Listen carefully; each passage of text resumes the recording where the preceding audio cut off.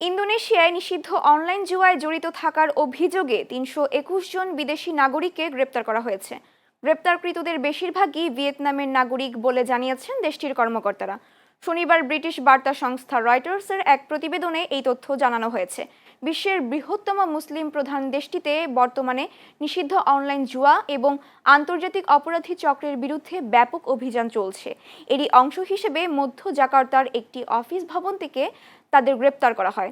শনিবার জাকার্তায় এক সংবাদ সম্মেলনে ইন্দোনেশীয় পুলিশের অপরাধ তদন্ত ইউনিটের পরিচালক উইরা সত্য ত্রিপুত্র জানিয়েছেন, গ্রেপ্তারকৃতদের মধ্যে 228 জন ভিয়েতনামের, 57 জন চীনের, 13 জন মিয়ানমারের, 11 জন লাওসের, 5 জন থাইল্যান্ডের এবং 3 জন কম্বোডিয়ার নাগরিক। তিনি বলেন, সন্দেহভাজন ব্যক্তিরা গত 2 মাস ধরে ইন্দোনেশিয়ায় অবস্থান করে অনলাইন জুয়ার কার্যক্রম পরিচালনা করে আসছিলেন।